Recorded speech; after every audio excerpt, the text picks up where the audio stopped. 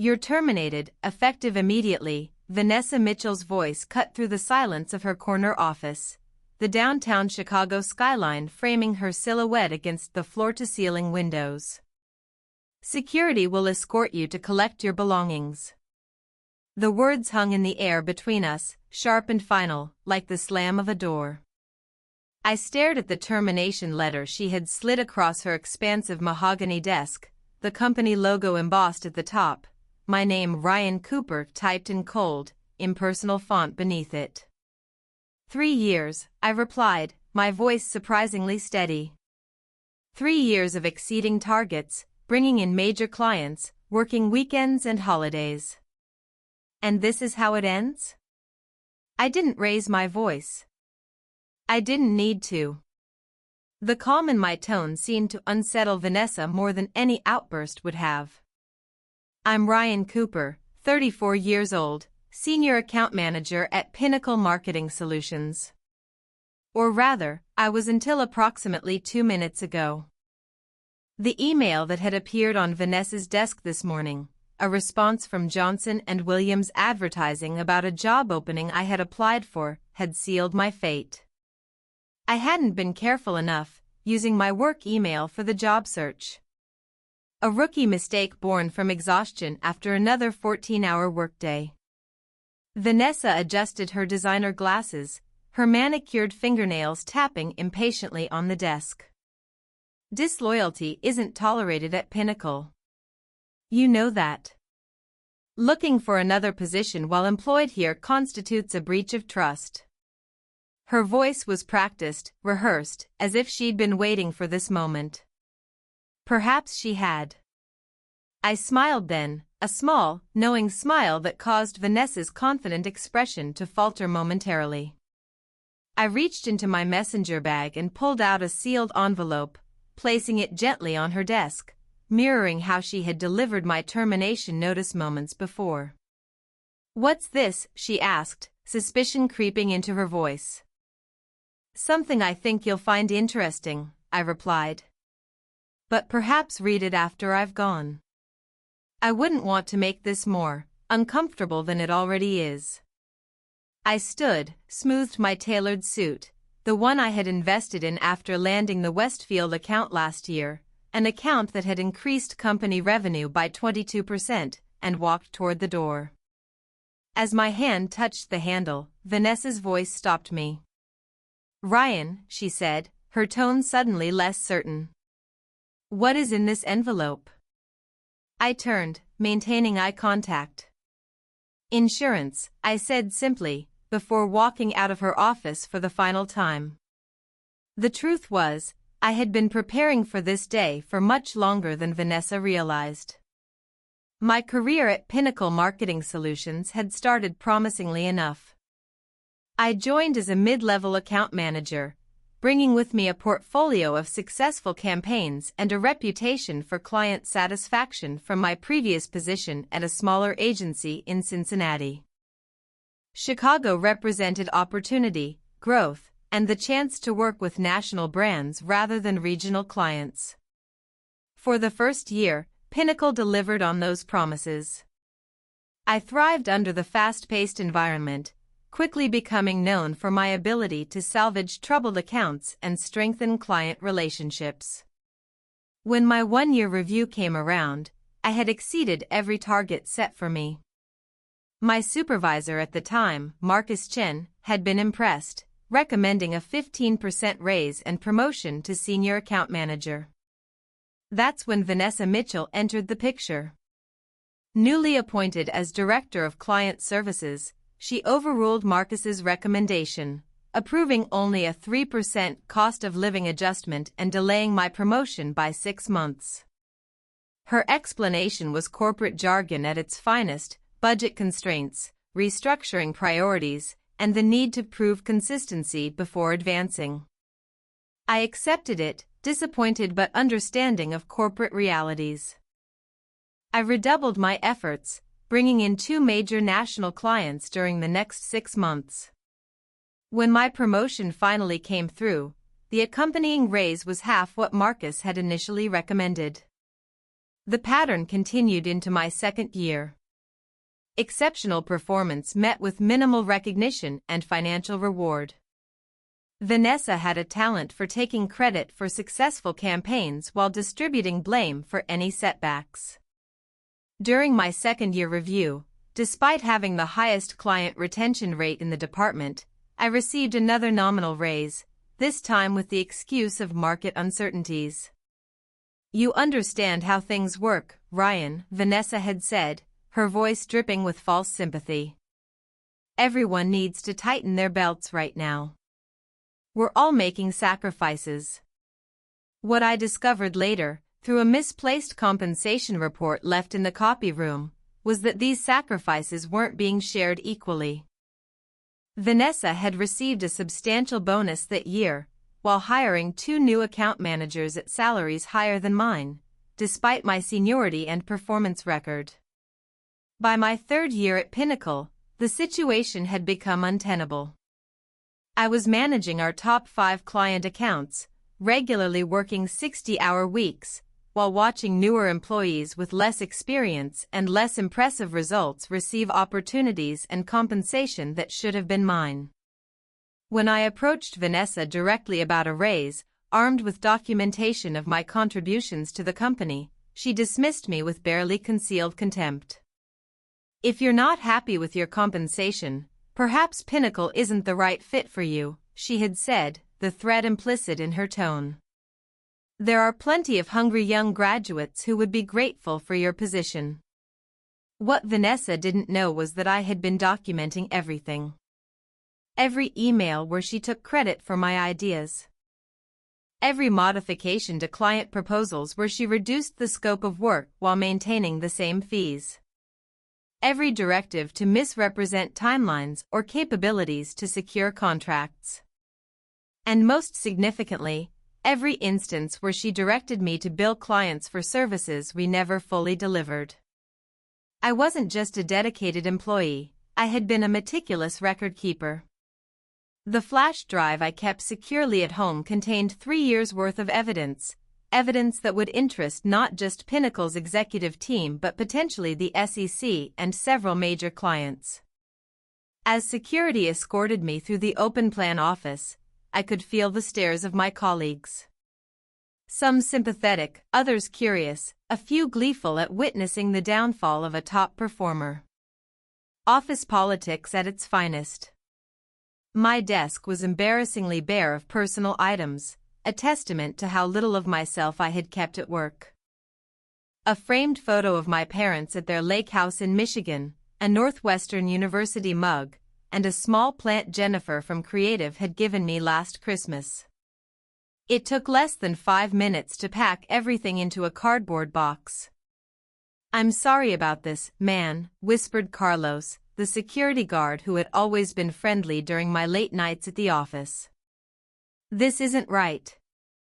"Thanks, Carlos," I replied quietly. "Sometimes things need to break apart before they can be fixed." He looked confused but nodded respectfully as he escorted me to the elevator. My key card was deactivated with a beep as I handed it to him, the final symbolic severing of my connection to Pinnacle Marketing Solutions.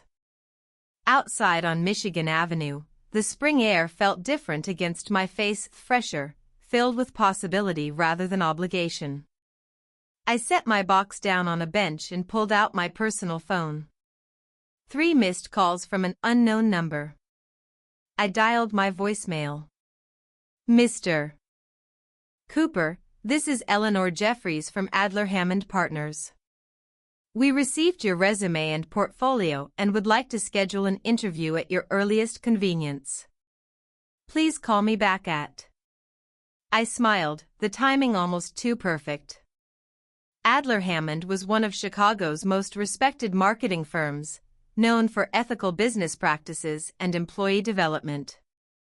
I'd sent my application to them 2 weeks ago, never expecting such a quick response.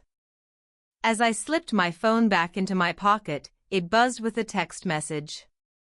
From a number I recognized all too well, Thomas Wright, the CEO of Westfield Corporation, Pinnacle's largest client and one I had personally managed for the past 2 years. Just heard what happened.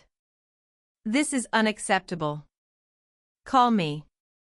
I had built strong relationships with my clients, relationships based on trust, transparency, and delivering results.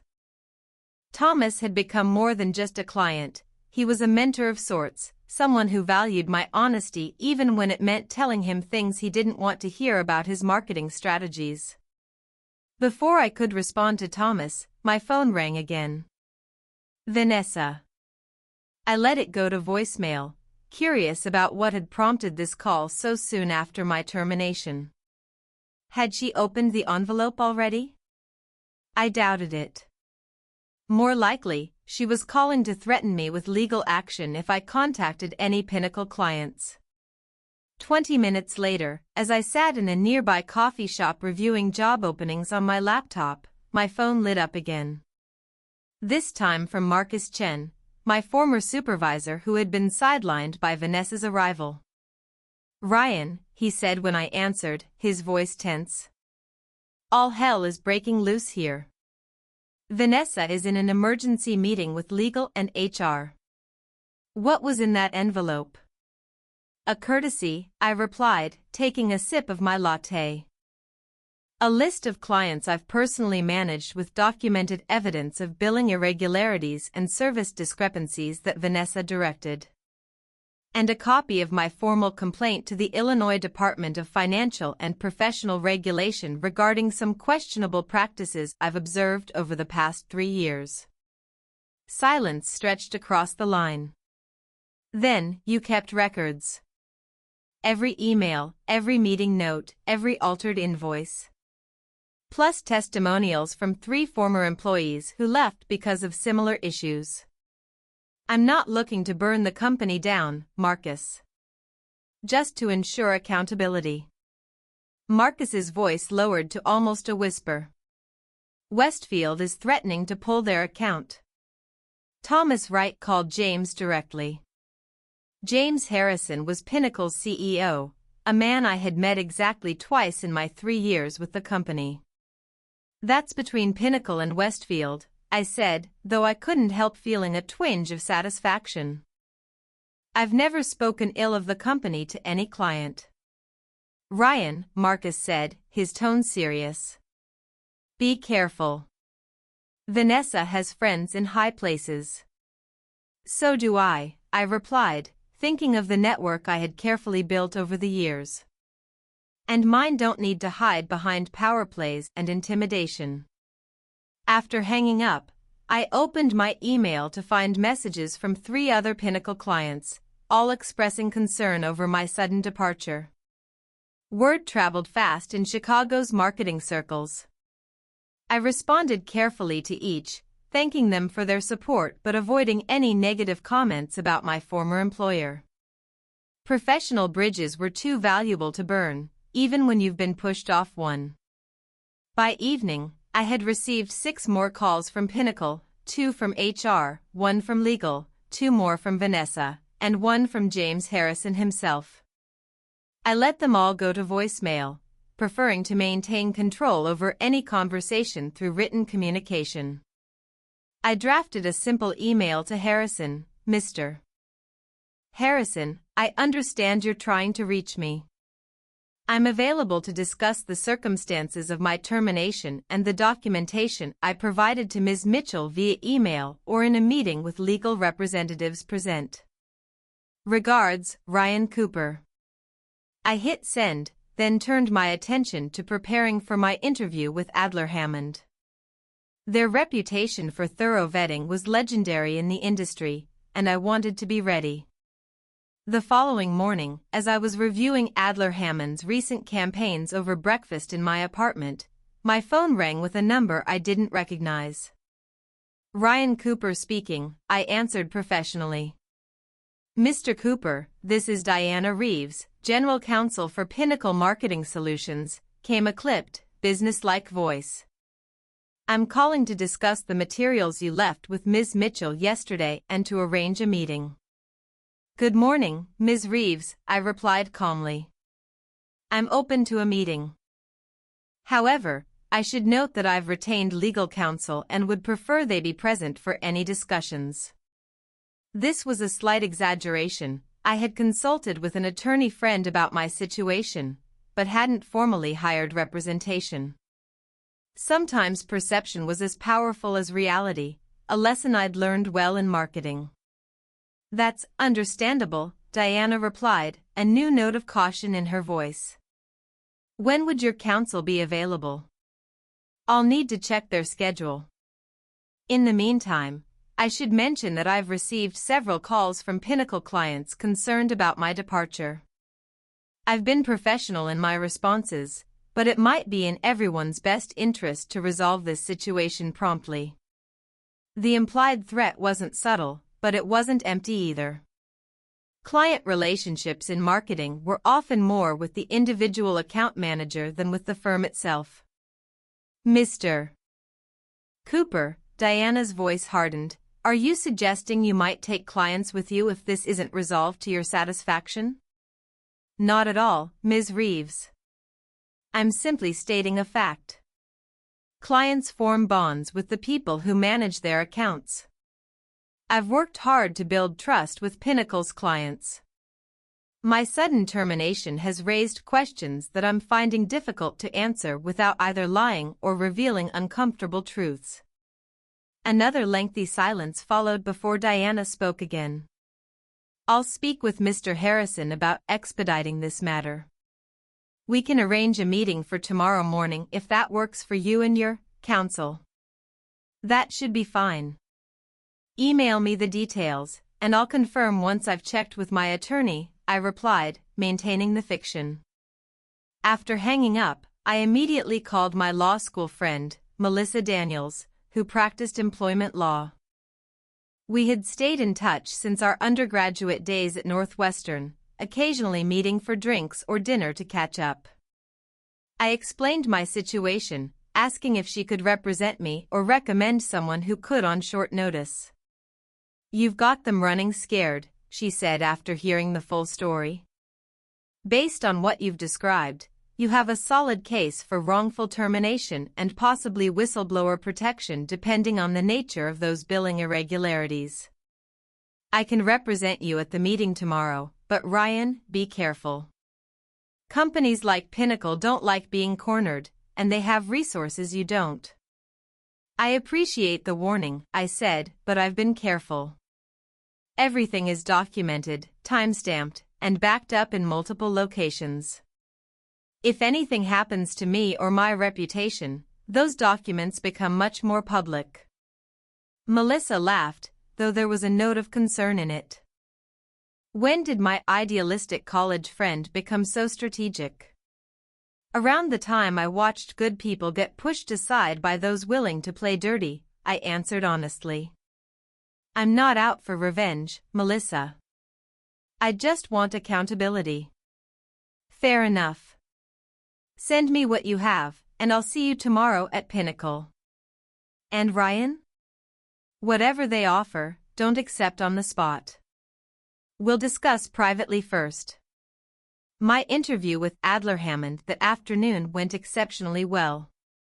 Eleanor Jeffries, the creative director, seemed particularly impressed with the Westfield campaign I had developed, which had increased their customer engagement by 37% year-over-year. Frankly, Mr. Cooper, we've been trying to woo Westfield away from Pinnacle for years, she admitted during our conversation. Your work with them has been remarkable. May I ask why you're looking to leave your position? I chose my words carefully.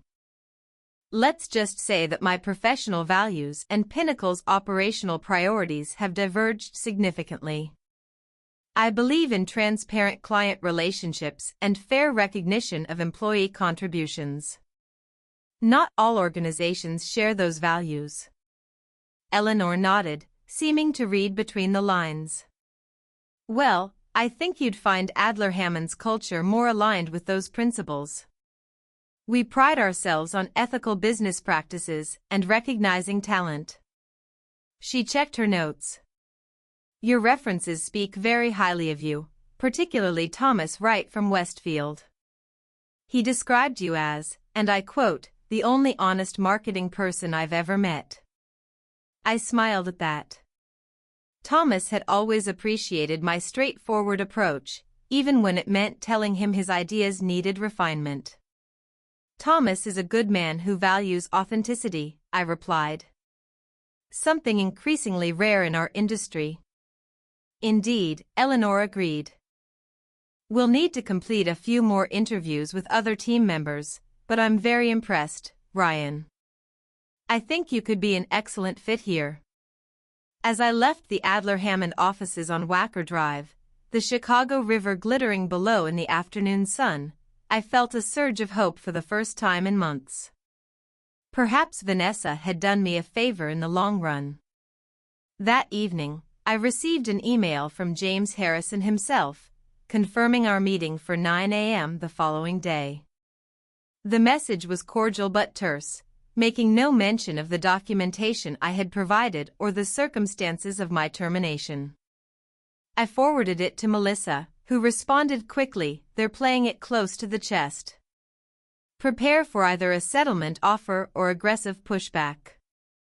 Bring all your documentation tomorrow, original and copies." I spent the night organizing my evidence, ensuring everything was clearly labeled and chronologically arranged. The pattern of Vanessa's behavior, when laid out systematically, was even more damning than I had realized. There were clear instances where she had directed me to charge clients for services we hadn't fully provided, particularly with smaller accounts she deemed less important. Her emails often contained phrases like "bill for the full scope" or "they won't notice the difference," digital fingerprints of ethical violations that could significantly damage Pinnacle's reputation if made public. By the time I arrived at Pinnacle's offices the next morning, accompanied by Melissa in her impeccable charcoal suit, I felt prepared for whatever approached. The receptionist, who had always greeted me warmly during my employment, now regarded me with uncertainty as she announced our arrival to Diana Reeves. We were escorted not to a conference room as expected, but directly to James Harrison's corner office on the top floor, a space I had entered only once before, during a company-wide celebration of landing the Westfield account. The message was clear: this matter had reached the highest level of concern. James Harrison stood as we entered, his usual confident demeanor noticeably strained. Diana Reeves sat to his right, a thick folder on the table before her. To my surprise, Vanessa was not present. "Mr. Cooper, thank you for coming," Harrison began, gesturing for us to take seats across from them. "And Ms. Daniels, I believe?" "Yes," Melissa replied crisply, setting her briefcase on the table. "I'll be representing Mr. Cooper in this matter." Harrison nodded, folding his hands in front of him. "I've reviewed the materials you provided, Mr. Cooper, as well as your personnel file and contribution record. I want to be direct. The documentation you've presented raises serious concerns about operational practices within the Client Services Department." Diana Reeves cut in smoothly. "Before we proceed further, we want to be clear that Pinnacle Marketing Solutions denies any systematic wrongdoing or policies that violate professional standards.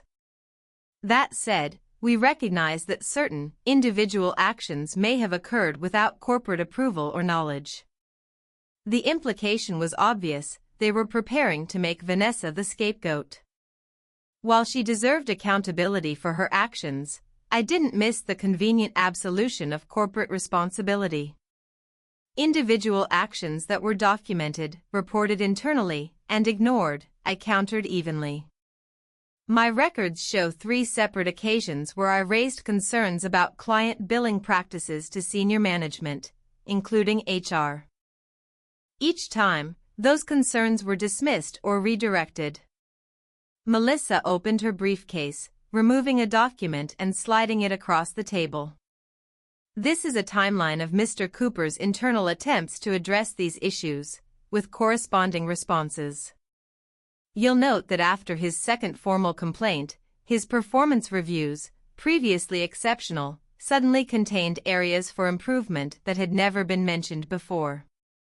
Harrison and Diana exchanged glances before Harrison spoke again.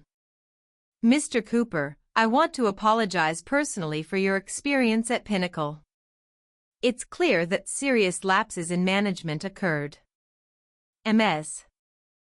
Mitchell has been placed on administrative leave pending a full investigation, and we're conducting a comprehensive review of all accounts she oversaw. That's a start, I acknowledged, but it doesn't address my wrongful termination or the systematic suppression of my compensation despite documented performance excellence.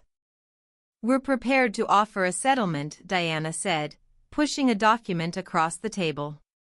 6 months' salary as severance, full benefits continuation during that period, and a mutual non-disparagement agreement. Melissa took the document before I could reach for it, scanning it quickly before responding. This is inadequate given the circumstances. Mr. Cooper has documentation of wages suppressed over 3 years despite performance that exceeded all metrics. Additionally, there's the matter of potential whistleblower claims regarding the billing irregularities he attempted to report internally. Harrison's jaw tightened. What exactly are you seeking? Melissa glanced at me, and I nodded slightly. We had discussed our approach. Full back pay of the raises Mr. Cooper should have received based on performance metrics and company precedent, she began. Severance of 12 months rather than 6. A positive reference letter specifying Mr. Cooper's contributions and confirming he left in good standing. And a review of all client accounts he managed to ensure they were properly billed, with any discrepancies corrected and disclosed to the clients with an appropriate apology. That last point is non-negotiable, I added. I built relationships with those clients based on trust. I won't have that retroactively damaged by practices I opposed. Harrison leaned back in his chair, studying me with new eyes. Perhaps he was finally seeing me not as a disgruntled former employee but as someone with legitimate grievances and the evidence to back them up. The client billing review is already underway, he said after a moment. I can agree to the positive reference and the 12-month severance. The back pay is more complicated, as it involves speculation about what raises might have been approved. Not speculation, I corrected. Documentation. I have copies of the original recommendation from Marcus Chen for my first-year review, a 15% raise that was reduced to 3% by Ms. Mitchell. I also have company guidelines specifying expected compensation increases for exceeding various performance thresholds, all of which I met or surpassed. Diana whispered something to Harrison, who nodded slightly before addressing us again. We'll need time to review these specific claims and calculate appropriate figures. Perhaps we can reconvene tomorrow? Melissa and I exchanged glances. That's acceptable, she agreed. In the meantime, I suggest you also review the non-compete clause in Mr. Cooper's employment agreement. Given the circumstances of his termination, we believe it to be unenforceable. This was a calculated move. While I had no immediate plans to poach Pinnacle clients, the threat that I could legally do so added pressure for a favorable settlement. As we stood to leave, Harrison said something that surprised me. Mr. Cooper, for what it's worth, your work here was exemplary. The situation that developed under Ms. Mitchell's leadership doesn't reflect Pinnacle's values or how we aim to treat valuable team members. I hope we can resolve this in a way that acknowledges that fact. I nodded, unsure how to respond to this unexpected acknowledgement. It was the first time in 3 years anyone in senior leadership had directly recognized my contributions. Outside Pinnacle's building, Melissa turned to me with a raised eyebrow. That went better than expected. Harrison seems genuinely concerned about the evidence you gathered. He should be, I replied. It's not just about my situation. If Vanessa was doing this with my accounts, she was likely doing it with others. It could be a systemic problem that extends beyond one bad manager. Well, you've certainly lit a fire under them, Melissa said with a slight smile. I think we'll get most of what we asked for. The back pay might be negotiated down somewhat, but the rest seems within reach. My phone buzzed with a text from Eleanor at Adler Hammond. Great news, team loved you. Can you come in tomorrow to discuss offer? I showed Melissa the message, and she grinned. Perfect timing.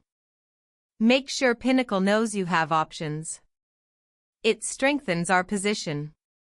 The following day brought a settlement offer that exceeded my expectations.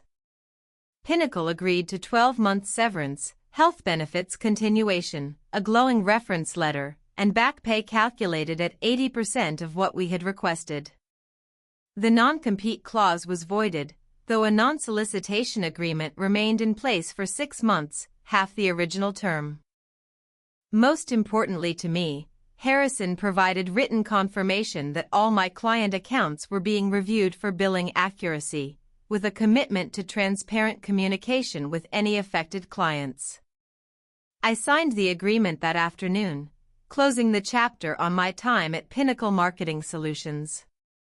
2 hours later, I accepted the position at Adler Hammond Partners, with a starting salary 25% higher than what I had been making at Pinnacle and a clearly defined path for advancement. 3 weeks later, as I was settling into my new role at Adler Hammond, I received an unexpected email from Thomas Wright at Westfield. Ryan, thought you'd want to know that Pinnacle just lost our account after their billing review uncovered inconsistencies in our invoicing. Funny how those appeared after you left. We're currently accepting proposals from new agencies. Adler Hammond is welcome to submit one. I hear they recently acquired some exceptional talent.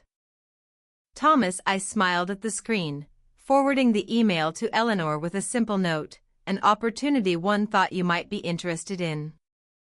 1 month after that, I passed Vanessa on Michigan Avenue. She was carrying a portfolio and looking significantly less polished than during her days at Pinnacle. Our eyes met briefly before she hurriedly looked away, quickening her pace. I felt no satisfaction in her evident downfall, only a sense of justice served. The corporate world could be unforgiving, something she had taught me all too well. As spring turned to summer in Chicago, I thrived at Adler Hammond. My team was collaborative, my contributions recognized, and my compensation fair. When Westfield signed with us in July, bringing their substantial account under my management once again, Eleanor announced it at the company meeting, giving me full credit for bringing them on board. Sometimes, she said afterward as we enjoyed celebration drinks at the rooftop bar overlooking Millennium Park, the best revenge isn't getting even. It's moving forward and succeeding on your own terms. I raised my glass in agreement, watching the sunset paint the Chicago skyline in shades of gold and amber. It's not about revenge, I replied, thinking of the journey that had brought me here. It's about standing up for yourself when no one else will. In the distance, I could see the Pinnacle building among the skyscrapers, its logo illuminated against the darkening sky. I had given 3 years of my life to that company, years filled with unrecognized effort and undervalued contribution. But I had emerged stronger, wiser, and ultimately vindicated. The envelope I had left on Vanessa's desk hadn't just been about exposing wrongdoing or seeking justice. It had been about reclaiming my worth, about refusing to accept less than I deserved.